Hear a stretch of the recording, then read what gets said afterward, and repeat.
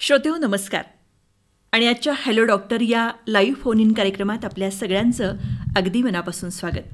श्रोतेहो, आजचा आपला विषय आहे राष्ट्रीय पोषण सप्ताहानिमित्त महिलांसाठी आहार आणि विहाराचं महत्त्व. आणि आज आपल्या स्टुडिओमध्ये आलेले आहेत आहारतज्ज्ञ माधुरी ठोंबरे मॅडम. मॅडम, कार्यक्रमात तुमचं अगदी मनापासून स्वागत आहे. नमस्कार. श्रोतेहो, आपण सगळेजण जेव्हा आपल्या प्रकृतीसंबंधात डॉक्टरांकडे जातो आणि आपली तपासणी वगैरे झाल्यानंतर डॉक्टरांनी औषधं दिल्यानंतर आपण त्यांना हा प्रश्न विचारतो सगळेजण की डॉक्टर, मी काय खाल्लं पाहिजे. म्हणजे एकंदरीत माझा सांगायचा मुद्दा हा आहे की आहार हा जो घटक आहे तो आपल्या सगळ्यांच्या दैनंदिन जीवनामध्ये खूप महत्त्वाची भूमिका तो निभावत असतो. आणि खरोखरच आपला आहार जर चांगला असेल, म्हणजे सकस असेल, चौरस असेल, पोषक असेल, तर मला वाटतं की आपण आजारी पडण्याची शक्यता पण खूप कमी असते. ही झाली बेसिक गोष्ट. पण आजचा आपला जो काही विषय आहे महिलांच्या संबंधित, की राष्ट्रीय पोषण सप्ताहानिमित्त आपण जो विषय घेतला आहे की महिलांसाठी आहार आणि विहाराचं महत्त्व. तर मॅडम, मला सांगा तुम्ही असं की प्रत्येक कुटुंबातली स्त्री ही त्या कुटुंबाचा कडा असते आणि तिच्यावर त्या कुटुंबाची जी काही म्हणतो इमारत आहे ती उभी असते. आणि ती जेव्हा सुदृढ असेल मानसिकदृष्ट्या आणि शारीरिकदृष्ट्या, तरच ते कुटुंब खूप निरोगी आणि आपल्याला आनंदी पाहायला मिळतं. बरोबर. तर त्यासाठी पण आपल्या महिलेच्या आरोग्याकडे लक्ष देणं हे प्रत्येक महिलेनं खूप महत्त्वाचं आहे. बाकी सगळ्या गोष्टी करत असताना ती म्हणजे कुटुंबाची जबाबदारी पार पाडत असताना देखील जेव्हा ती सगळ्यांचा आरोग्याचा विचार करते, त्यांची काळजी घेते, पण त्यासोबतच स्वतःची पण काळजी किती घेतली पाहिजे या बाबतीत ते किती जागरूक असते, ही गोष्ट पण महत्त्वाची आहे. त्यासंबंधी आपण आज तुमच्याशी बोलणार पण आहोत. आपल्या श्रोत्यांना पण काही शंका विचारायच्या आहेत, तर त्यासाठी आमचे दूरध्वनी क्रमांक आहेत 0241 242 32 88 आणि 242 77 93 या दूरध्वनी क्रमांकावर आपण मॅडमला आपल्या शंका विचारू शकता. तर मॅडम, मला सुरुवातीला असं सांगा की प्रत्येक महिलेचा जो काही आहार आहे, आपण असं नेहमी म्हणतो की तो आहार चौरस असावा किंवा तो सकस असावा, तर त्याच्यामध्ये कुठल्या कुठल्या गोष्टींचा अंतर्भाव असला पाहिजे, काय सांगाल? सकस आहार सर्वचपणे सगळ्यांनी घ्यायला हवा. सकस आहार म्हणजे काय, तर सात्विकता. सात्विक आहार म्हणजे थोडक्यात सांगायचं ठरलं तर जे अन्न आपल्या डोळ्यांदेखत आपल्या घरी बनवले जाते आणि विशेष म्हणजे गृहिणींच्या हाताने बनवले जाते, ज्याच्यामध्ये उत्तम दर्जाचा वापर करून अन्नपदार्थ शिजवले जातात. शिवाय स्वच्छता, त्याच्यानंतर उत्तम अशा संस्कृतीमध्ये ते बनवले जातात. घरातील पारंपरिक गोष्टींचा वापर त्याच्यामध्ये केला जातो, जसं लोखंडाची भांडी आहे, त्याच्यामध्ये कढई, पळी, तवा वगैरे आहे.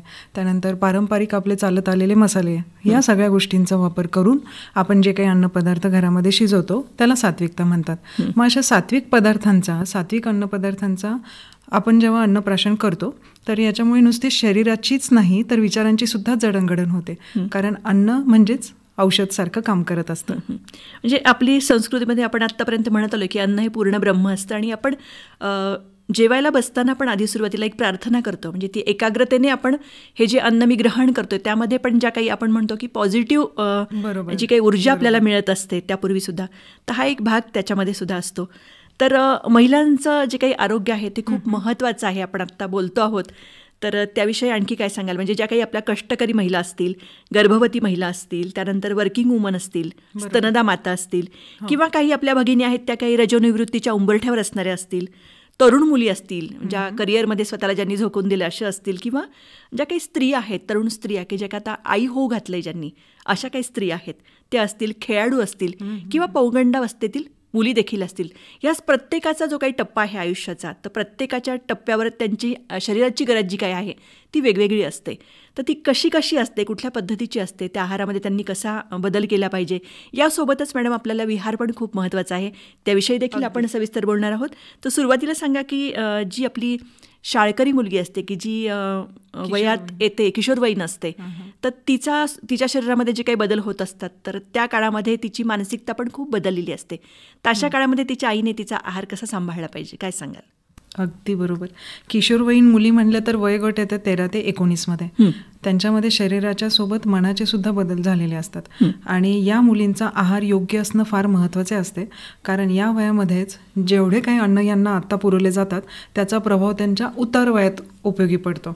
म्हणजे उदाहरणार्थ द्यायचं ठरलं तर लांबच कशाला जातं, तर आपल्या घरातील वयोवृद्ध आजी आजोबा जर बघितले तर त्यांच्या चेहऱ्यावर अजूनही ती चकाकी असते. मग हे कधी अन्न घेतलेलं असतं यांनी, हे किशोरवयीन मध्ये घेतलेलं असतं. तर सकस आहार असावा. या वयामध्ये त्यांना खेळायचं असतं, त्यानंतर बागडायचं असतं, नवीन मासिक पाळी चालू झालेली असते, शरीरामध्ये बदल होतात. तर या पद्धतीमुळे त्यांच्यामध्ये जे काही बदल होतात, मग सगळ्या पद्धतीचा चौरस आहार त्यांना जायला हवा, ज्याच्यामध्ये कर्बोदके असतील, प्रथिने असतील, स्निग्ध पदार्थ सगळ्यांचा समावेश केलेला असेल अशा पद्धतीने. आणि साधारणतः आपण बघतो की या वयोगटातल्या ज्या काही मुली असतात किंवा थोड्याशा कॉलेज वयीन ज्या मुली असतात, तर त्यांच्यामध्ये जंक फूडचं किंवा फास्ट फूडचं पण प्रमाण खूप आता वाढलेलं आहे. आणि शक्यतो काय होतं की मुलींना मग घरातलं खायचं म्हटलं की थोडंसं नको वाटतं, मुली थोडंसं कंटाळ करतात. पण जेव्हा असं काही बाहेरचं असेल, चमचमीत असेल, स्ट्रीट फूड असेल, तर मुली त्याला पसंती देतात. पण हे खाल्ल्याने त्याचे दुष्परिणाम त्यांच्यावर निश्चितच आरोग्यावर होऊ शकतात. तर त्याविषयी तुम्ही काय सांगाल? या मुलींचा आहार मी सांगितलं तसं जसं महत्त्वाचा असतो. यांना दिनचर्या जर सांगायची ठरली तर यांना दिवसभरात 2000 ते 2200 किलो कॅलरीची गरज असते. आणि यामध्ये त्यांनी सकाळी उठून ध्यानधारणा करायला हवी, योगाभ्यास करायला पाहिजे आणि नाश्त्यामध्ये भरपूर प्रथिनयुक्त असा आहार घ्यायला हवा.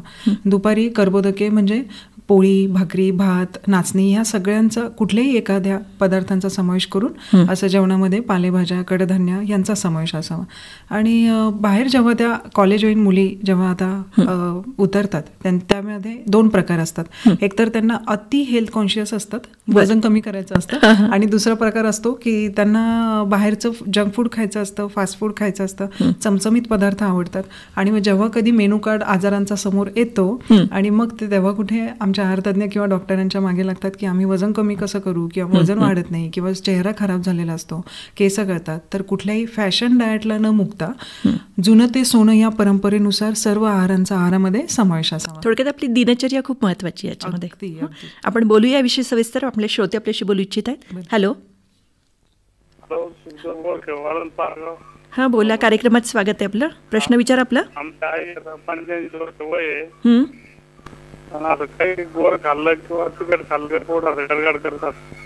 हॅलो. हां,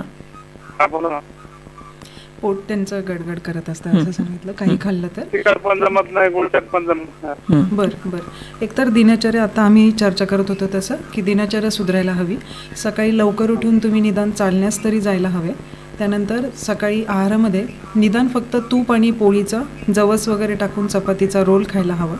आणि कोणतंही जेवण झालं म्हणजे सकाळचा नाश्ता किंवा दुपारचं किंवा रात्रीचं, तर अवश्यपणे ओवा आणि जिराचं पाणी प्यायला पाहिजे. त्याच्यामुळे तुमची पचनक्रिया सुधारून मग या गोष्टी बंद व्हायला लागतील. आपल्या प्रश्नाचं उत्तर मिळालं, कार्यक्रमात सहभागी झाला, धन्यवाद. तर आपण बोलत होतो की विषयाच्या जो विषय निघालेला आहे आपला की फॅशनच्या मागे जी तरुणाई धावते आणि त्याच्यामध्ये स्वतःला मेंटेन करण्यामध्ये किंवा स्वतःला बारीक करण्याच्या, सडपातळ होण्याच्या मार्गामध्ये बऱ्याच चुकीच्या गोष्टी अवलंबल्या जातात आणि त्याचाही परिणाम आपल्या तब्येतीवर होत असतात. तर तुम्ही सांगत होतात की ती दिनचर्या खूप महत्त्वाची. काय सांगाल त्याविषयी? दिनचर्या महत्त्वाची कशी ठरते, कारण आपण जे अन्न खाऊ, साध्या भाषेत सांगायचं तर त्याचं विघटन व्हायला पाहिजे, किंवा आपण खातो तर त्याचे ऊर्जामध्ये रूपांतर होऊन त्याचं बर्निंग व्हायला पाहिजे, तर कुठे मग आपल्याला त्याचा फायदा होऊ शकतो. पण जर आपण कुठल्याही प्रकारचं चालत नसेल किंवा व्यायाम नसेल, पहिल्यापासून तुम्ही कुठेतरी जॉईन असाल एखाद्या गोष्टींना, एखाद्या योगा अभ्याससाठी किंवा जिम वर्कआउटसाठी किंवा झुंबा वगैरे या गोष्टींना तुम्ही जॉईन असाल तर हरकत नाही, मग तर उत्तमच आहे. पण काहीच नसेल तर निदान चालण्यास तरी हरकत नसते. मग निदान सकाळ 30 ते 45 मिनिटं चालायला हवं, संध्याकाळी सुद्धा वेळ काढायला पाहिजे. आणि सूर्यास्तानंतर निदान 6:30 ते 7 पर्यंत डिनर करायला हवं. म्हणजे कसं, तुमचं पचन रात्री झोपेच्या 2 तासाआधीच सुरू झालेलं असतं. केव्हाही आपण जेव्हा जेवण करतो तर त्याच्या 2 तासानंतर आपलं अन्नाचं रक्तामध्ये मिश्रण तयार होत असतं 2 तासाच्या नंतर. त्याच्यामुळे रात्रीची वेळ अशी ठेवावी. आणि सकाळचा नाश्ता, दुपारचं जेवण आणि रात्रीचं जेवण असं 3ही प्रकारचा आहार आपला समावेश असावा. ना की फॅन्सी डाएट जे आता आलेले किटो डाएट किंवा मार्केटेड प्रोटीन शेक, इंटरमिटंट फास्टिंग असतं 12 त्यानंतर किटो डाएट सोबतच एक काही अजून प्रकारचे वेगळे डाएट आलेले असतात की डिटॉक्स डाएट, लिक्विड डाएट. तर या प्रकारचाही समावेश करू नये. म्हणजे जे काही आपलं नैसर्गिक जे काही आहे आपलं, म्हणजे आपण म्हणतो की वेगवेगळी फळं असतील, त्यानंतर हिरव्या पालेभाज्या असतील, त्यानंतर फळभाज्या असतील, कडधान्य असतील, या सगळ्यांचा समावेश त्यामध्ये असावा. आणि योग्य ते संतुलन त्याच्यामध्ये साधलं गेलं पाहिजे, नाही का? या पण गोष्टी आहेत. तर आपण म्हणतो की ज्या तरुण वर्गामध्ये जी काही PCODची समस्या आपण सध्या खूप बघतो आहोत, बरोबर, तर PCODची पण समस्या या सगळ्याच जीवनशैलीमुळे आलेली आहे. तर त्या तरुणींसाठी आपण काय सांगाल? PCOD म्हणजे काय असतं की एक पॉलिसिस्टिक सिंड्रोम असते, डिसीज असतो तो. म्हणजे त्या ओव्हरीज अंडाशयाला तयार करू शकत नाहीत आणि म्हणून त्यांना तो डिसीज होतो. मग ह्याचं मूळ कारण कुठे असतं तर आपल्या माथ्यामध्ये पिट्युटरी ग्लँड असते, जी लहानपणी बाळाला जी टाळू भरली जाते ना, तर ती इथे माथ्यामध्ये असते. तिला ॲक्टिव्ह करून ठेवणं रात्री गरजेचं असतं. फक्त इतकं सोपी पद्धत आहे. रात्री झोपताना 50 वेळेस माथ्यावर टॅप टॅप केलं पाहिजे. आणि आहारामध्ये जे काही जंक फूड, फ्राईड आयटम आपण डिस्कस करतो नेहमी, तसं या गोष्टींचा समावेश नसावा. खरं तर मी कोणावर आक्षेप घेणार नाही, पण आपण जर खात असो तर 15 दिवसातनं एकदा किंवा महिन्यातनं एकदा फार तर फार ठीक आहे. पण आपल्याला बॅलन्सिंग कळायला पाहिजे. मग दुसरा दिवस आपण पुन्हा दिनचर्या सुधारायला पाहिजे. आपल्याला आदल्या दिवशीचं जेवण सगळं जंक फूडमध्ये झालेलं असेल तर दुसऱ्या दिवशी आपण सकाळी लवकर उठून व्यायामास जावं. सकाळी उठल्यानंतर जिरा पाणी किंवा लिंबू पाणी असं घ्यावं, म्हणजे दिवसभराची पचनक्रिया सुधरेल. मग नाश्ता घ्यावा. वेळेवर 12 ते 1 मध्ये सूर्य जेव्हा माध्यान्हाला येतो त्यावेळेस जेवण असावं आणि सूर्यास्त झालं की अर्ध्या तासामध्ये रात्रीचं जेवण असावं. अशी दिनचर्या सुधारली तर मग PCODचे त्रास कमी व्हायला लागतात. आणि मुळातच वजन वाढल्यानंतर PCOD चालू होते किंवा PCOD असल्यामुळे सुद्धा वजन वाढायला लागतं. तर या दोन्ही गोष्टी बॅलन्स करायला हव्यात. याच्यामुळे पण डॉक्टर बऱ्याच वेळा सांगतात की गर्भधारणेमध्ये पण बऱ्याच वेळा अडचणी येऊ शकतात त्या प्रॉब्लेममुळे. आता आपण थोडंसं पुढे जाऊया आणखी की जेव्हा मूल हे गर्भावस्थेत प्रवेश होतो बाळाचा कुठल्याही, तर तिथपासून त्याची खऱ्या अर्थाने जडणघडण होत असते. आणि आपण म्हणतो की गर्भवती महिलेचा आहार हा अतिशय पोषक असला पाहिजे, चौरस असला पाहिजे. आणि त्याविषयी त्या तरुणीचं किंवा त्या आई हो असणारी जी काही महिला आहे तिचं आपण सगळेजण काउन्सिलिंग करत असतो की तुझा आहार आत्तापासून चांगला ठेव. पण मॅडम मला असं सांगा की फक्त आहारासोबतच तिचा व्यायाम जो काही आहे किंवा तिचं फिरणं आहे, तिचं जे काही डॉक्टरांच्या सल्ल्याने म्हणा किंवा जे योगशिक्षक आहेत त्यांच्या सल्ल्याने जे काही तिने व्यायाम केले पाहिजेत, तर या सगळ्यांची सांगड एकत्रित आहे. म्हणजे आपल्याला फक्त आहार असं म्हणता येणार नाही. तर त्याविषयी तुम्ही काय सांगाल? बरोबर, कारण सगळ्या गोष्टी म्हणजे फिटनेस असतो. बरोबर, नुसतंच आहाराने नाही होत. आपल्याला योगाभ्यास किंवा व्यायामही लागतो. त्याच्यानंतर पाणी इंटेक पण हवा सुद्धा, म्हणजे प्राणायाम पण हवे. पुरेशी 6 ते 8 तास झोप हवी. आणि सगळ्यात महत्त्वाचं म्हणजे सकारात्मकता असावी, म्हणजे मनाची पॉवर वाढते. कारण मानसिक हेल्थशिवाय फिजिकल हेल्थकडे लक्ष दिलं जात नाही. आणि जेव्हा स्त्रीला समजतं की तिची आता गर्भधारणा झालेली आहे, खरं तर तसं पाहिलं तर किशोरवयीन मुलीपासून ते रजनिवृत्तीपर्यंत हे सगळ्याच आयुष्यात येणारे तिच्या जे काही टप्पे आहेत ना, तर त्यामध्ये तिला वेगवेगळ्या शरीराच्या बदलांना सामोरे जावं लागतं. आणि होतं काय की आपल्या सखींना याच टप्प्यांमध्ये लक्ष दिलं जात नाही, ती गरज कमी पडते आणि म्हणून वेगवेगळ्या व्याधींना तिला मुकावं लागतं. यातलंच आपल्या आत्ता सध्या चर्चित असलेल्या मराठी आणि गुणी अभिनेत्रीचंही दुःखद निधन कर्करोगाने झालं. तर कुठल्याही फॅन्सी डाएटला एकतर बळी पडू नये आणि शरीराची पहिली प्रायोरिटी ही आपल्या स्वतःच्या हेल्थला महिलेने द्यावी आणि मग येते ती फॅमिलीची आणि सामाजिक गोष्टींसाठी. तर आपण बोलत होतो की गर्भधारणेपूर्वी आहार एकतर तिचा पती आणि पत्नी दोघांचीही जबाबदारी पडते की त्यांनी दोघांनी सुद्धा आहारामध्ये काळजी घ्यावी, आरोग्यामध्ये त्यांचं कसं शरीर तंदुरुस्त असावं. आणि जेव्हा गर्भधारणा झाली तर तिला सर्वोच्च असा आनंद होत असतो, जणू काही ती एकमेव अशी आई होणार असते. म्हणजे तिचा आनंद खूप असतो बाळाचे संगोपन वगैरे ह्या सगळ्या गोष्टींमध्ये. आणि सगळ्यात जास्त गरज असते पहिल्या त्रिमाहीमध्ये थायमिन, प्रोटीन आणि लोहाची म्हणजे फोलिक ॲसिडची सुद्धा. या सगळ्यांची गरज तिची खाण्यातनं सुद्धा पुरी होऊ शकते. पण जर फोलिक ॲसिड खूप कमी असेल तर मग मात्र तिला सप्लिमेंट घ्यावं लागतात. त्याबरोबरच जीवनसत्व अ, ब, जीवनसत्व क, जीवनसत्व ड, ई आणि लोहाची कमतरता पूर्णपणे भरून काढली पाहिजे. म्हणजे असं म्हटलं जातं की गर्भावस्थेमध्ये महिलेचं ताट हे रंगीत असावं असं जे सांगितलं जातं. म्हणजे वेगवेगळे कलर्स, म्हणजे हिरव्या पालेभाज्या असतील, त्यानंतर फळं असतील, सीझनल फळं असतील, त्यानंतर गाजर, गडद रंगाची फळं असतील, त्याचा वापर असावा. किंवा प्रोटीन्स असेल, डाळींचा समावेश पाहिजे की कडधान्य असेल, राजमा असेल, हरभरा असेल, या सगळ्या गोष्टींचा समावेश पाहिजे की ज्याच्यातनं तिला पोषण मूल्य त्या बाळासाठी मिळतील. बरोबर. पण बऱ्याचदा आपल्याकडे असं होतं की जे काही सगळ्यांचं झालंय जेवण, मग त्याच्यातनं जे काही आहे शिल्लक त्याच्यातनं खाण्याची मानसिकता खूप आहे. आणि चला मग मला काही नाही, मला याच्यात होऊन जाईल माझं, असं जे असतं तर ती थोडीशी मानसिकता आपण बदलली पाहिजे. आणि खऱ्या अर्थाने आपल्याला आपल्या बाळाचं भरण पोषण करायचं असेल प्रत्येक महिलेने आपल्या आहाराविषयी जागरूक असलं पाहिजे. आणि प्रत्येक आईने आपली मुलगी किंवा मुलगा अगदी लहान असल्यापासूनच त्यांच्यामध्ये ह्या गोष्टींचा संस्कार त्यांना दिला पाहिजे आहाराचा, नाही का? आपले श्रोते आहेत आपल्यासोबत. हॅलो, हां, कार्यक्रमात स्वागत आहे, बोला. नमस्कार मॅडम, मी महेश सावंके बोलतोय. बोला बोला. मला एक असा प्रश्न विचारायचा होता, आहाराविषयी खूप कन्फ्युजन्स आहे. बरं. काही लोक सांगतात की दिवसभरात थोडं थोडं खायला हवं, काही लोक म्हणतात 2 वेळेस खायला हवं, काही म्हणतात की किंग्स ब्रेकफास्ट हवा, बेगर्स डिनर हवा. म्हणजे नेमकं जे आहे सामान्य माणसाला त्यामध्ये खूप कन्फ्युजन आहे. काय फॉलो केलं पाहिजे, करेक्ट डाएट काय आहे, म्हणजे कुठला ब्रेकफास्ट हेवी पाहिजे का नाही पाहिजे, पाहिजे, आणि खरंच 2 वेळेस खायला पाहिजे का थोडं थोडं आपण पचन संस्थेवर दिलं पाहिजे आपण, असं काय सांगाल मॅडम? बरं, भारतीय परंपरेनुसार आपल्या विविध ऋतुमानानुसार आपण सगळ्या गोष्टींचा आहारात समावेश केला पाहिजे. एखादी गोष्ट वज्र करायची आणि दुसऱ्या गोष्टींचा समावेश वाढवायचा, याने आपला फिटनेस पूर्ण होऊ शकत नसतो. आत्ताच डिस्कस केलं त्याप्रमाणे आपल्याला 5ही गोष्टींचा समावेश असावा. आहारही असावा, योगाभ्यास किंवा व्यायामही असावा, त्याच्यानंतर पाणी इंटेक पण असावं, हवामान म्हणजे प्राणायाम पण असावे आणि पुरेशी झोपही असावी. तर यासाठी एखादीच गोष्ट सकाळी आणि संध्याकाळी आहारामध्ये घेतली आणि मध्ये आपण काहीच खाल्लं नाही तर पित्त प्रवृत्ती नक्कीच वाढते. कारण पित्ताचा काळ असतो सकाळचे 10 ते दुपारी 3 आणि या काळामध्ये त्याचं जेवण गेलेलं पाहिजे. आपण जेव्हा जेवण करतो तर त्याच्या 2 तासानंतर अन्नाचं रक्तामध्ये त्याचं तिकडे ट्रान्सफर होतं. पण मग आपलं जेवण जर 2 वाजता केलं तर मग ते 4-5 वाजता जेव्हा ट्रान्सफर होणार मग नक्कीच पित्त प्रवृत्ती वाढणार.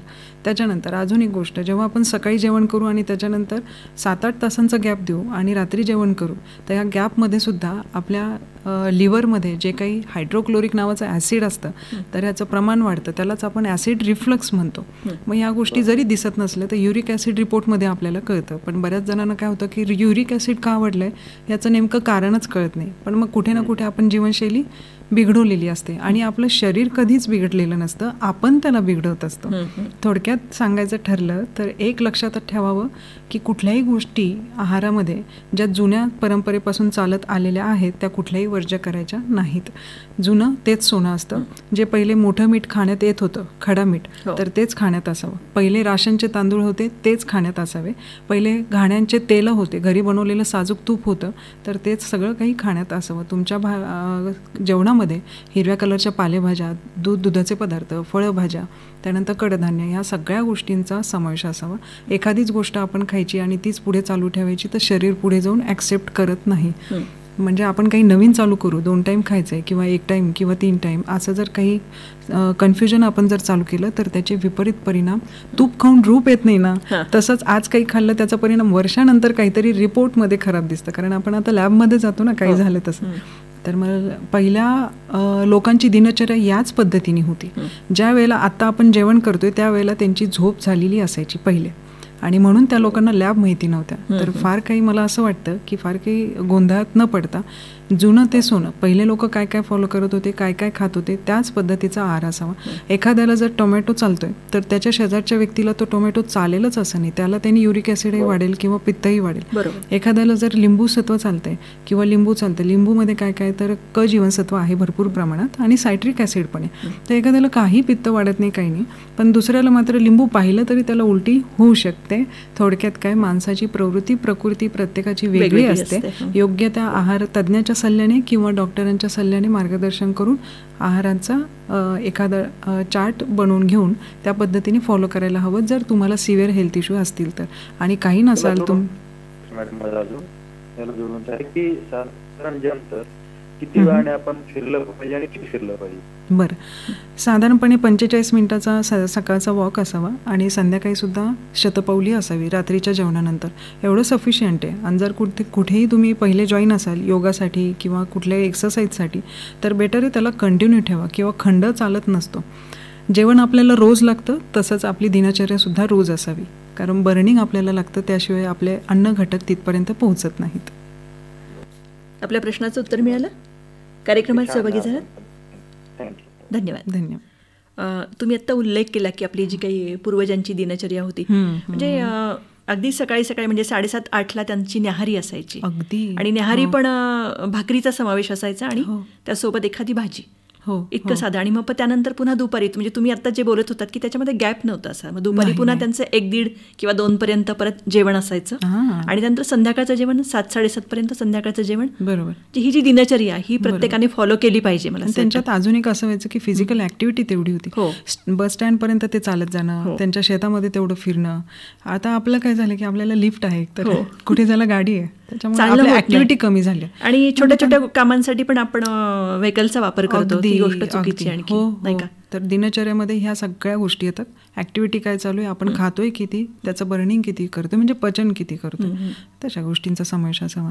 आता गर्भावस्थेत तुम्ही मगाशी उल्लेख केला की फोलिक ऍसिड वगैरे त्याचा जास्त आपण समावेश केला पाहिजे किंवा डॉक्टर सप्लिमेंटरी आपल्याला तसं देत असतात. त्यासोबत चौरस आहार जो काही आहे ते महत्वाचे. त्यानंतर तिची मानसिकता पण खूप पॉझिटिव्ह असणं महत्वाचं आहे. आता त्यानंतर जेव्हा ती माता स्तनदा होते तर त्यावेळेस पण तिचा आहार खूप महत्वाचा आहे, कारण त्या बाळाचं पूर्ण पोषण जे काय आहे तर ते म्हणजे आईच्या स्तनपानातनंच त्याचं पोषण होत असतं. त्यामुळे त्या काळातला पण तिचा जो काही आहार आहे तर तो पण खूप महत्वाचा आहे. जसं की तुम्ही आत्ता उल्लेख केला की पारंपरिक गोष्टींचा, तो पूर्वीच्या काळामध्ये असं व्हायचं की तिच्या शरीरामध्ये हा खूप मोठा बदल असायचा. त्याच्यामुळे तिचं प्रसूतीनंतरचा जे काही सुरुवातीचा आहार असायचा तो अतिशय हलका असायचा, तो आहार की जो पचायला हलका पाहिजे. तर त्याविषयी तुम्ही काय सांगाल? कारण एकतर स्तनपान माता ज्या असतात तर त्यांचा आहार योग्य असणं का गरजेचं आहे, कारण मूल पूर्णपणे सुरुवातीचे 6 महिने तरी आईच्या दुधावरच डिपेंड असतं. आणि आईचं दूध हे बाळासाठी सर्वोत्कृष्ट असतं, कारण त्याच्यामध्ये इम्युनिटी पॉवर असते आणि त्याच्या वाढीसाठी ते बळकट असतं.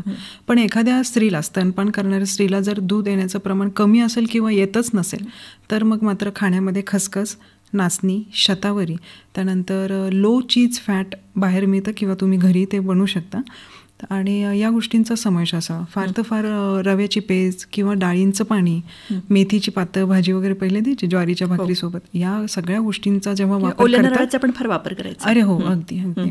आणि मग दुधाचं प्रमाण वाढून जातं त्याच्यामध्ये. आणि आता काय झालं की महिला बाल विकास सरकार मान्य प्रकल्पाअंतर्गत ग्रामीण आणि शहरी भागामध्ये वेगवेगळ्या अंगणवाडीमध्ये आहाराचं वाटप करण्यात येतं, तर त्याचाही लाभार्थींनी लाभ घेत जावा. स्तनदा आणि गरोदर माता दोघींसाठीही त्यामध्ये लाभ घेता येतो. हो, आणि तिथे त्यांना चांगला सल्ला पण मिळू शकतो. सुकडी वगैरे खूप सुंदर प्रकारे देतात, दलिया, सुकडी. त्याच्यामध्ये कुठली अन्नधान्य असतात, काय सांगाल त्याविषयी? मिश्र डाळी असतात, त्याच्यानंतर आपण जे राशनचे तांदूळ आणतो तेच त्याच्यामध्ये समावेश असतात. आणि यांच्या ही सुकडी जी असते याला घरी आणून खिचडीसारखे सगळ्या पालेभाज्या वगैरे आपण मिक्स करून त्याची खिचडी छान बनवू शकतो. गुळ वगैरे पण त्यांचा समावेश असतो, गुळाचा पण समावेश असतो, गुळाचाही असतो आणि गुळ विरहितही राहतं त्याच्यामध्ये. दोन्ही प्रकारचे मिळते. कारण काय होतं, कधी कधी स्तनदा किंवा गरोदर माता डायबिटीज जर असतील तर मग त्यांना थोडंसं ते वर्ज्य करायला सांगतात. म्हणजे गोड खीर पण त्यांना खाता येऊ शकते. ती त्या काळामध्ये आहार खूप महत्वाचा आहे. अगदी अगदी. कारण बाळाचं किंवा गरोदर माता तिच्या उदरामध्ये जे अंकुर पेरणारं असतं आणि जे पुढे जाऊन संस्कारित होणार आहे त्याचं तेवढंच तर माध्यम असतं. आई जे खाईल त्या माध्यमामधून त्याला सगळं पोहोचणारं असतं. आणि स्तनदा माता मात्र ज्या काही खातील ते पुन्हा एकदा तिच्या खाण्यातून त्या दुधामार्फत त्याला पोहोचणार. इतकं सुंदर नातं हे राहतं. एक मला याच्यातनं शंका विचारायची मॅडम अशी तुम्हाला की सध्या तरुणींमध्ये जे काही नवीन पिढी आहे तर त्याच्यामध्ये जेव्हा ज्या काही हेल्थ कॉन्शियस असतात मुली, मग त्याच्यामध्ये मग आई तिला जे काही आपण म्हणतो की ड्रायफ्रुट्सचे लाडू देणं किंवा जो काही आहारात समावेश करते तर ते बऱ्याच वेळा त्यांना नको वाटतं की याच्यामुळे माझं वजन वाढेल का, हे आवश्यक आहे का, असं एक त्यांच्यामध्ये समज असतो. तो कितपत काय, त्याविषयी काय सांगाल तुम्ही? बरोबर आहे. दोन्ही प्रकार. जेव्हा ती कॉलेजमध्ये जायला लागते ना, उच्च माध्यमिक शाळांमध्ये जाते तर तिला दोन्ही प्रकार असतात. एक तर ती, मी मगाशी सांगितलं, हेल्थ कॉन्शियस खूप होते. मला वजन कमी करायचे, वेगवेगळे पेहराव करायचे, फॅन्सी ड्रेस घालायचे, त्याच्यामुळे ती अधिकच जास्त लक्ष द्यायला लागते. आणि ज्या महत्त्वाच्या गोष्टी आहेत त्या वर्ज्य केल्या जातात, जसे की ऊर्जेयुक्त पदार्थ असतात, कर्बोदके. म्हणजे कोणते कोणते? ज्वारी, बाजरी, नाचणी, गहू, तांदूळ, ओट्स वगैरे या गोष्टींचा वापर कमी किंवा लो कार्ब्स किंवा नो कार्ब्स अशी एक फॅशन आली. मग या गोष्टी बंद केल्या जातात. मग वाढवायचं काय तर ज्युसेस, लिक्विड डाएट, डिटॉक्स असतात, डिटॉक्स पाणी, जिरा पाणी, धणे पाणी, मेथी दाणा पाणी, ह्या पाण्यांवर राहायचं, ज्युसेस घ्यायचे आणि वजन कमी करायचं. याच्यातून काय होतं की काही काळानंतर जेव्हा लॅब रिपोर्ट्स खराब येतात, तुमचे प्लेटलेट्स खराब झालेले दिसतात किंवा प्रोटीन्स वाढलेले असतात, कमी झालेले असतात, PCOD चालू झालेली असते, थायरॉइड जाणवतो.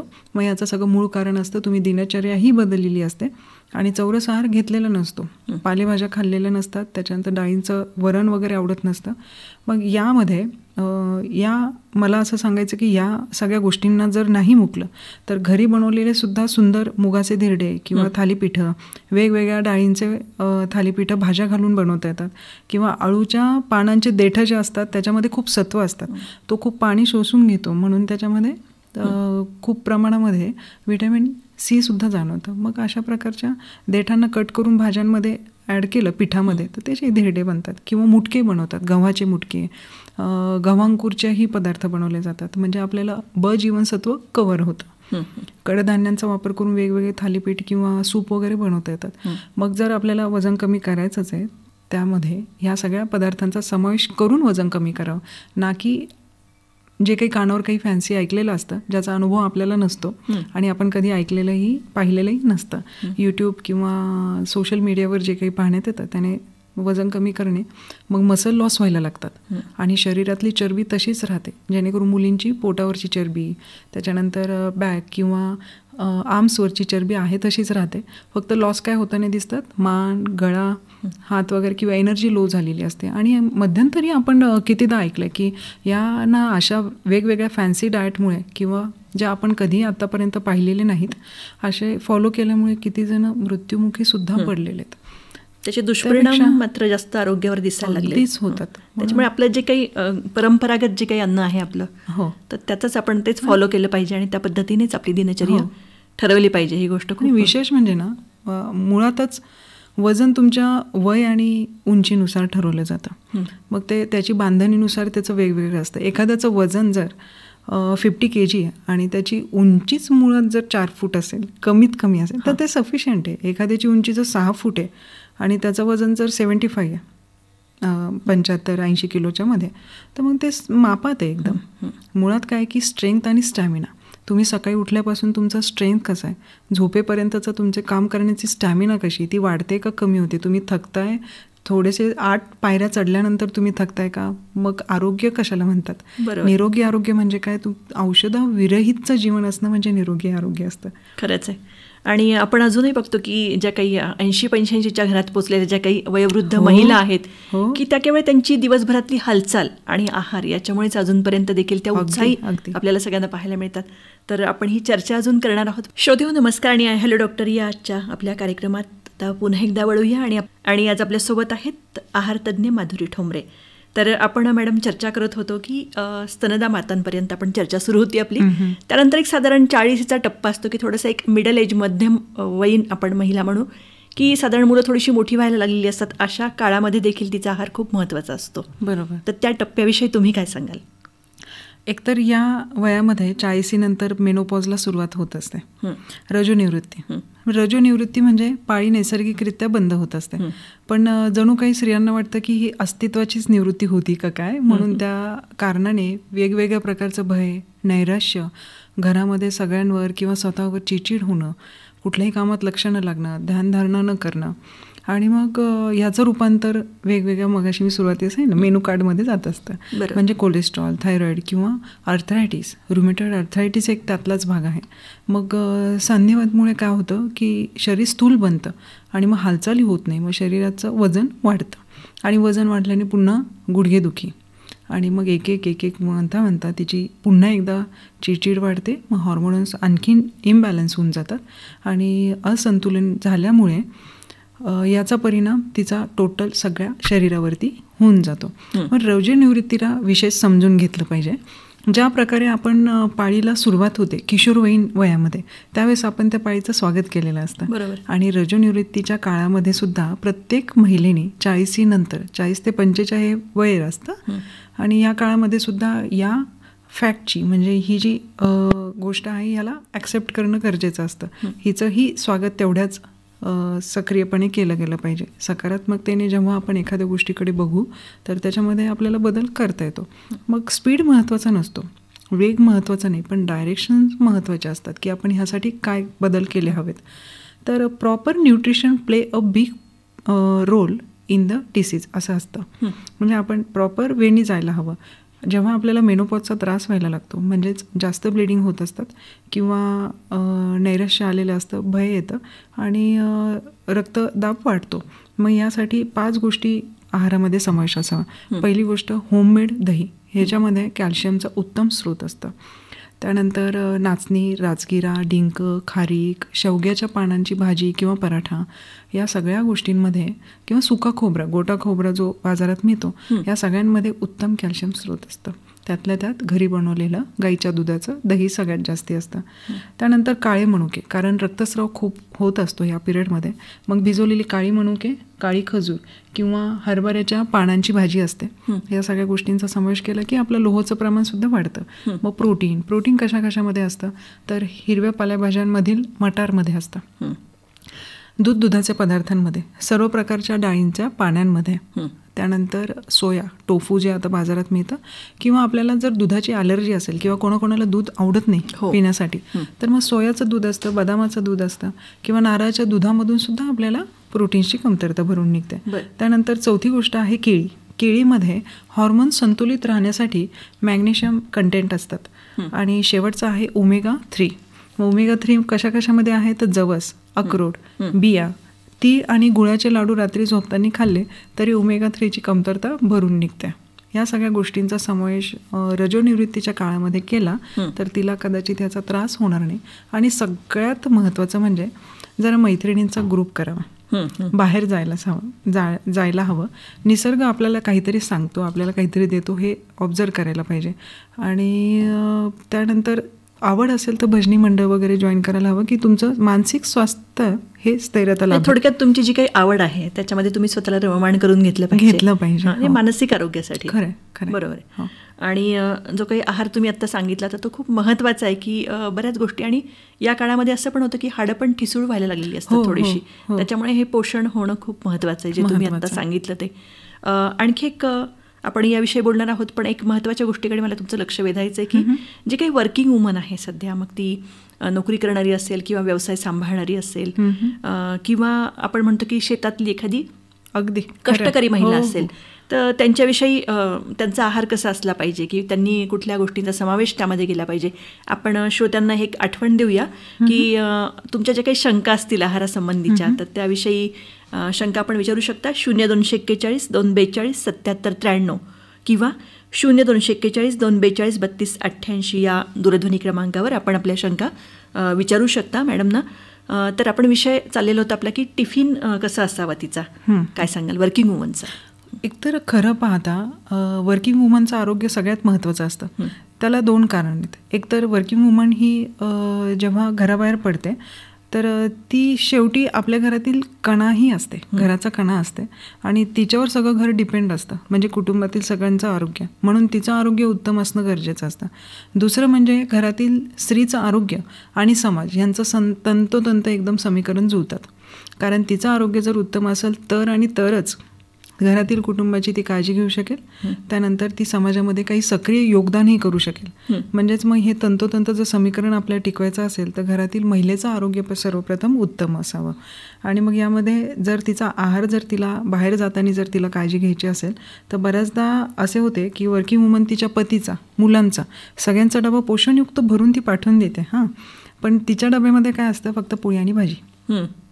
तिच्या डब्यामध्ये कुठेही सॅलडचा विषय नसतो, त्याच्यानंतर पाचक गोष्टी नसतात, जेवणानंतर दही किंवा ताक किंवा जिरा पाणी यांचा समावेश नसतो, फळांचा नसतो, कडधान्याचा नसतो. जी काही भाजी तिची उरलेली असेल बाकीच्यांचे डबे पॅक केल्यानंतर किंवा आपण म्हणतो की भाजी शिल्लक नाही राहिली तर लोणचं किंवा चटणी, बरोबर, अशा पद्धतीने पण ती स्वतःला म्हणजे ती गोष्ट चालवून घेते घेते आणि मग तिचं आरोग्य मागे पडतं. ही खंतेची बाब आहे खरं तर.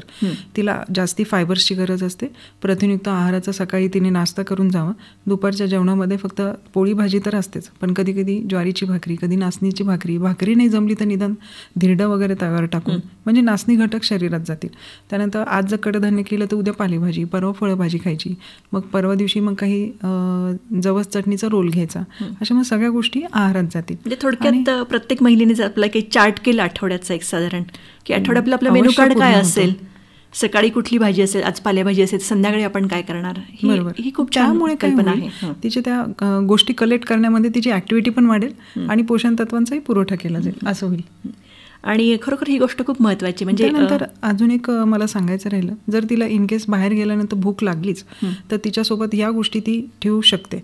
पटकन बाहेरच्या अनहेल्दी गोष्टी उचलून पोटात टाकण्यापेक्षा, म्हणजे जंक फूड, फास्ट फूड, तळलेले पदार्थ असतात, वडापाव वगैरे, त्यापेक्षा राजगिरा लाडू किंवा कडधान्य, त्यांचा सॅलडचा एक डबा, गूळ आणि खोबऱ्याचा लाडू किंवा चिक्की म्हणूया आपण, चिक्की सुद्धा, आणि तिळगुळाचे लाडूही चालतात, किंवा फळे आणि फुटाणे गूळ सुद्धा सोबत ठेवले तरी चालतील, किंवा खजूर पण आपण ठेवू शकतो की ठेवू शकतो, चालतात. आपले श्रोते आपल्या सोबत आहेत. हॅलो हॅलो हॅलो डॉक्टर, कार्यक्रमात स्वागत, बोला. मी निर्मला पाटील बोलते मॅडम. कोण बोलताय आपण? हो, मी निर्मला पाटील बोलते श्रीरामपूरवरून. आपला प्रश्न विचारा.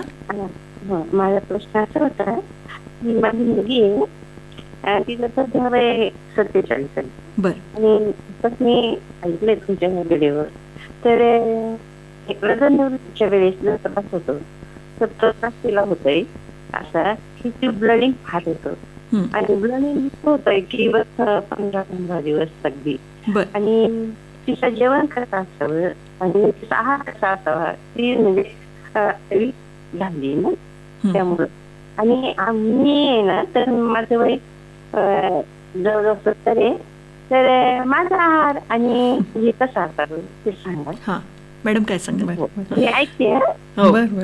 पहिले तुमचं कौतुक की या वयामध्ये सुद्धा तुम्ही उत्सुक आहात. उत्कृष्ट आहार कोणता असावा आणि निरोगी आयुष्य मी कसं अजून जास्तीत जास्त जगू शकते या बाबतीत तुमचं कौतुक. मुलीचं वय त्यांनी किती सांगितलं? 47. त्यांचं जे अतिरक्तस्राव होतोय असं सांगितलं, तर यासाठी 47 वय आहे. तर मला असं म्हणायचं की योग्य त्या स्त्रीरोग तज्ज्ञाच्या सल्ल्यानुसार त्यांनी एकदा पुढे जावं. अतिच रक्तस्राव म्हणजे हा किती प्रमाणात आहे ते सांगू शकतील. आणि आहाराचं यासाठी मार्गदर्शन म्हणजे लोहाची कमतरता होऊ नये म्हणून भिजवलेले काळे मनुके यांनी 10 ते 12 समावेश असावा. काळे मनुके भिजवलेले पाणीही प्यावे. त्यानंतर वाळलेल्या हरभऱ्याची भाजी असते, तिची पावडर मधासोबत तिचं चाटण 2 ते 3 वेळेस घ्यावं. त्यानंतर लोखंडाचीच भांडे वापरावी, लोहाचं कमतरता भरून निघेल. राजगिऱ्याची भाजी आता नवरात्र चालू झाली की मिळते, तिचं भरपूर प्रमाणात साठा करून ठेवा शरीरामध्ये, कारण तिचं नुकसान नाही होत. राजगिऱ्याचे लाडूही रोज खाऊ शकता किंवा राजगिऱ्याची खीर, आणि त्यासोबतच काळी खजूर वगैरे यांचा वापर ठेवा. त्याबरोबरच अतिरक्तस्राव असेल तर कॅल्शियमचा सुद्धा त्यांना अभाव होऊ शकतो. त्यामुळे घरी बनवलेले दही, आत्ता सांगितले तसे नाचणी, त्याच्यानंतर खसखस या गोष्टींचा समावेश असावा. सगळ्यात जास्त कॅल्शियमचा घटक असतो शेवग्याच्या पानांमध्ये, तर याचा पराठा किंवा भाजीमध्ये त्यांनी वापर करावा. पण सर्वात महत्त्वाचं आणि काळजीची बाब आहे की 47 वयातही असेल तर स्त्रीरोग तज्ज्ञाच्या सल्ल्यानुसार त्यांनी पुढे मार्गदर्शन करावं. आणि आजीचं 70 वयामध्ये आहात तशा त्या ॲक्टिव्हिटी चालू असणार आहे, तशीच त्यांनी ॲक्टिव्हिटी घरकामामध्ये किंवा बाहेर भाजी आणणे किंवा ज्या काही गोष्टी त्या करतात ना, तर त्या त्यांनी चालतच कराव्यात. आणि फायबरयुक्त गोष्टींचा आहार वाढावा, म्हणजे ज्वारी, मिलेट्स म्हणजे राळा वगैरे आता बाजारात मिळतात, तर या गोष्टी फायबरयुक्त गोष्टींचा वापर वाढवावा. सूप, ज्युसेस हे घ्यावे, कारण कॉन्स्टिपेशन त्रास झाला तर मग पचन होणार नाही, म्हणजे आपल्याला ते अन्न घटक मिळणार नाही. म्हणून रात्री झोपताना हलका आहार घ्यावा, संध्याकाळच्या 7:30 ते 8च्या दरम्यान. फक्त सूप पिलं ते तरी चालतं. आणि झोपताना कंपल्सरी हळदीचं पाणी, तूप टाकून घ्यावं. आपल्या प्रश्नाचं उत्तर मिळालं. कार्यक्रमात सहभागी झाला, धन्यवाद. Hello hello hello.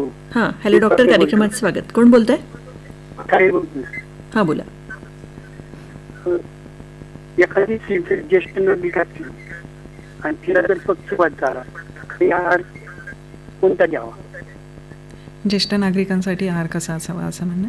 ज्येष्ठ नागरिकांनी एकतर मेटाबॉलिझम, पचनक्रिया त्यांची मंदावलेली असते काही प्रमाणात, त्यामुळे फायबरयुक्त गोष्टींचं प्रमाण वाढवावं. फळं खाण्याऐवजी फळांचा ज्युसेस घ्यावे, कडधान्य किंवा डाळींचं पाणी घ्यावे, आणि जास्तीत जास्त फायबरयुक्त गोष्टी ह्या तुम्हाला राळामधनं मिळणार आहेत, म्हणजे मिलेट्समधून. मग त्याच्यामध्ये बाजरी, ज्वारी, ॲमरंथ म्हणजे राजगिरा या गोष्टींचा समावेश करावा. आणि जास्तीत जास्त प्रमाण किंवा तुमचा कल असावा की दिनचर्या तुमची आत्तापर्यंत जशी चालत आलेली आहे तशीच पुढे असावी. रात्रीचं जेवण लवकर घेतलं तर झोपेच्या आणि रात्रीच्या जेवणामध्ये 2-2.5 तासाचं तुम्हाला अंतर ठेवता येईल, मग पचनक्रिया सुधारेल. हॅलो, कार्यक्रमात खाल्ल्यानंतर पाणी किती वेळा प्यायचं? जेवल्याच्या नंतर पाणी हे अर्ध्या तासानंतर प्यावं. नाही, फळं खाल्ल्यानंतर. फळं खाल्ल्यानंतर तुम्ही लगेच पिऊ शकता, काही हरकत नसते. काय सांगतात की 1 तास प्या? नाही, फक्त जेवण केल्याच्या नंतर अर्ध्या तासानंतर पाणी प्यावं. परंतु फळं घेतल्यानंतर पाणी लगेच पिलं तरी काही हरकत नसते, कारण फळांमध्ये जीवनसत्वे जास्त प्रमाणात असतात आणि जीवनसत्वामध्येच पाण्याची आर्द्रता असते, त्यामुळे आपल्याला त्याचा प्रॉब्लेम येऊ शकत नाही. धन्यवाद. कार्यक्रमात सहभागी झाला, धन्यवाद. आत्ता यांनी जो प्रश्न उपस्थित केला आहे पाण्याचा, तर बऱ्याच वेळेस म्हटलं जातं की तुम्ही भरपूर पाणी प्या, भरपूर पाणी प्या, जेणेकरून जी काही विषारी द्रव्य आहेत तुमच्या शरीरामध्ये तर ती बाहेर पडतील. पण बऱ्याच वेळेस शंका अशी असते की भरपूर पाणी प्या म्हणजे नेमकी दिवसाला किती पाणी पिलं पाहिजे, तर त्याविषयी काय सांगाल? अगदी बरोबर आहे. खूप जण सांगतात भरपूर पाणी प्यायचं, म्हणजे लोक मागे पडतात बाटल्या पाणी प्यायला. 5-5, 6-6, कुणी 6 लिटरपर्यंत सुद्धा आहे. माझ्याकडे जेव्हा कन्सल्टेशनला येतात तर अति पाणी उच्च रक्तदाबासाठी हानिकारक असतं. वयोमानानुसार आणि त्या वजनानुसार पाण्याची गरज असते. म्हणजे तुम्ही जर व्यायाम तुमचा अति हेवी असेल किंवा जिम वर्कआउट असेल किंवा तुम्हाला व्यायाम करताना खूप घाम येत असेल तर तुम्हाला पाण्याची गरज त्यावेळेस पडते. जेव्हा जेव्हा तुम्हाला तोंड कोरडं पडतं किंवा शरीर तुम्हाला मागणी करतं त्यावेळेस पाण्याची गरज पूर्ण केली पाहिजे.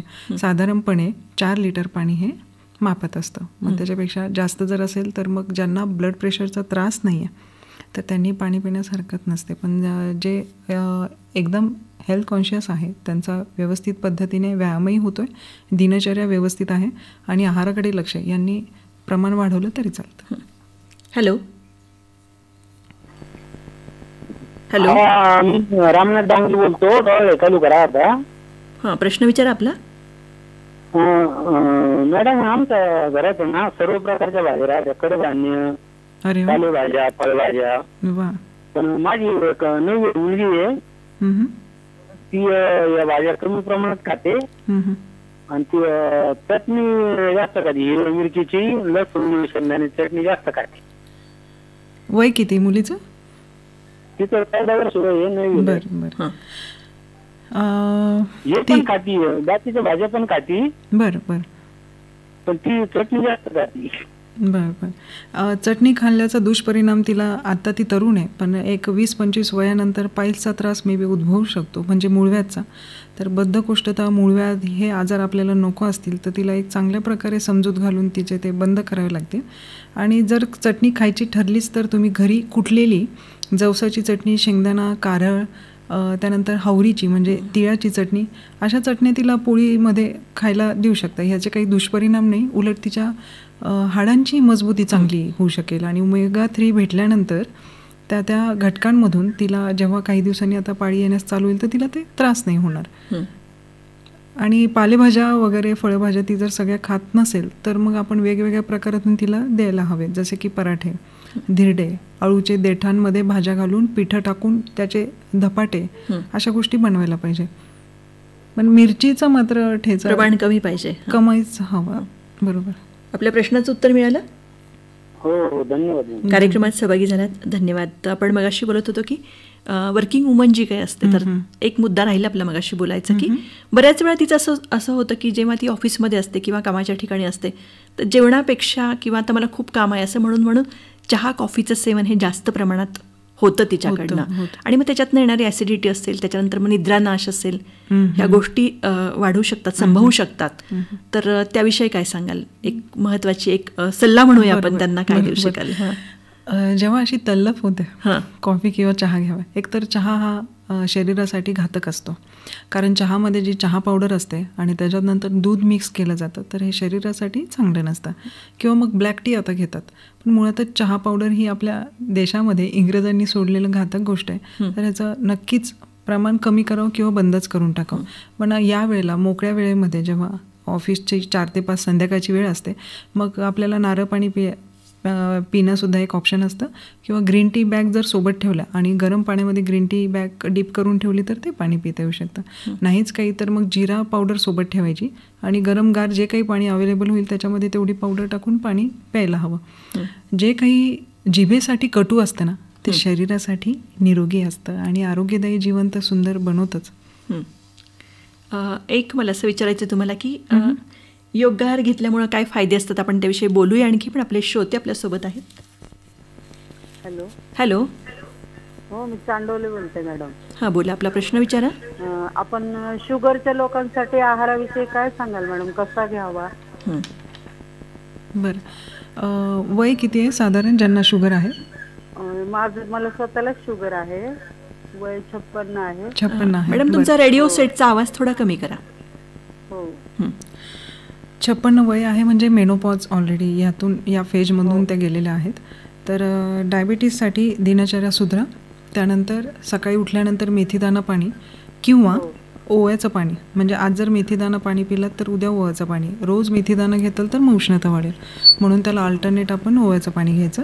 त्याच्यानंतर रिच फायबर गोष्टी घ्यायच्या. रिच फायबर कशामध्ये आहेत तर गाजर, मोसंबी जेव्हा खाण्यात येते तर तिचं साल असतं, त्याच्यामध्ये फायबर्स असतात. त्यानंतर गाजर आता जे खूप डार्क ऑरेंज कलरचे असतात हे पचनसाठी हार्ड असतात, म्हणून ह्यांना उकडून खायला हवं. कोरफड, आवळा, गाजर यांचे ज्यूसेस प्यायला पाहिजे. त्यानंतर मूग डाळीचं प्रमाण वाढवा बाकीच्या डाळींपेक्षा. आणि चिलाची भाजी एक बाजारात मिळते तर तिचं प्रमाण वाढवा. चिल भाजी ही फक्त मेथीसारखी दिसते परंतु बारीक पानं असतात आणि तिला लाल कड असते, तर ही ओळखण्यासाठी तुम्हाला सोपी जाईल. तिची भाजी रोज आहारामध्ये ठेवा सुरुवातीचे 7 दिवस, आणि 7 दिवसानंतर शेवग्याच्या पानांची भाजी किंवा फक्त ज्वारीचे धिरडे असे आलटून पलटून जरा फायबरयुक्त गोष्टींचं प्रमाण वाढवा. त्यासोबतच मधुमेह असेल तर काळजी घ्या की सकारात्मकता ठेवा आणि तणावमुक्त राहण्याचा प्रयत्न करा.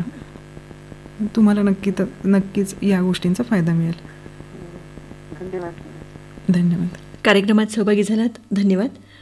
मॅडम, मला असं सांगा की जे काही वेगवेगळे पोषण मूल्य असतात तर त्यांचा जेव्हा अभाव आपल्या आहारामध्ये दिसून येतो तर त्यामुळे कुठले कुठले आजार किंवा कुठल्या आरोग्याच्या समस्यांना महिलांना सामोरं जावं लागतं, काय सांगाल?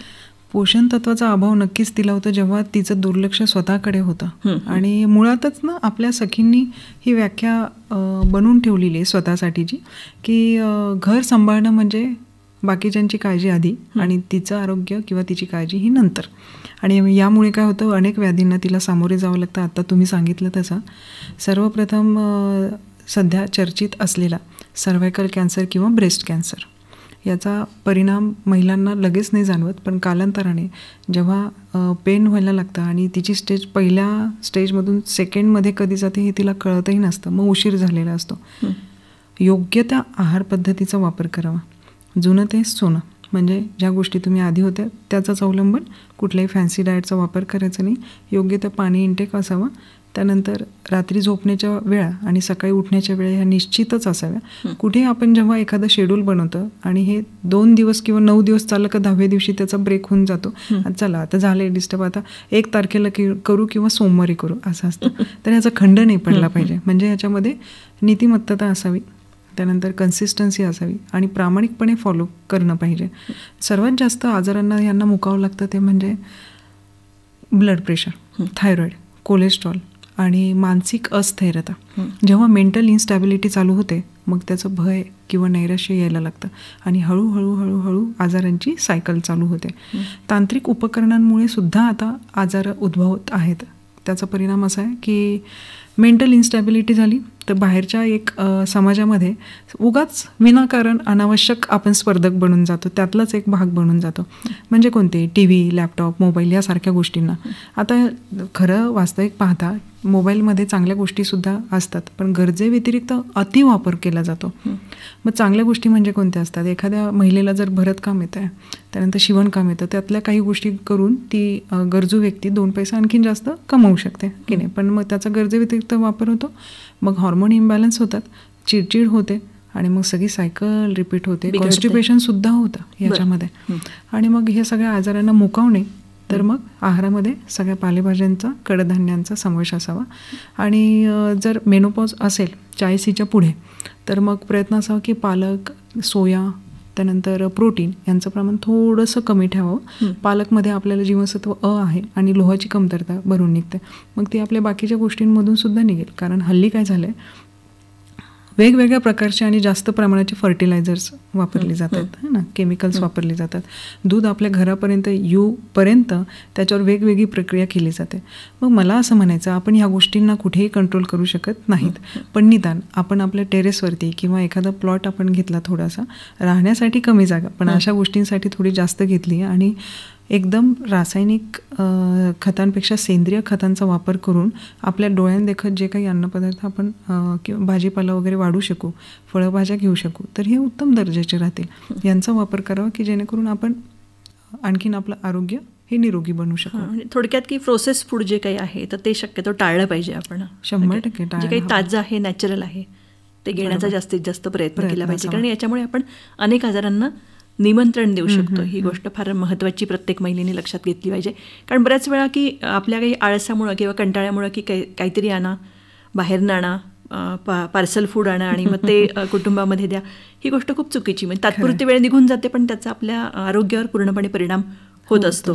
तर आज आपण आपल्या या कार्यक्रमामध्ये महिलांचा आहार आणि विहाराचं महत्त्व याविषयी विस्तृत अशी चर्चा केली. तर मॅडम, मला अगदी जाता जाता थोडक्यात सांगा की योग्य आहाराचे फायदे काय आहेत, तर अगदी थोडक्यात सांगाल.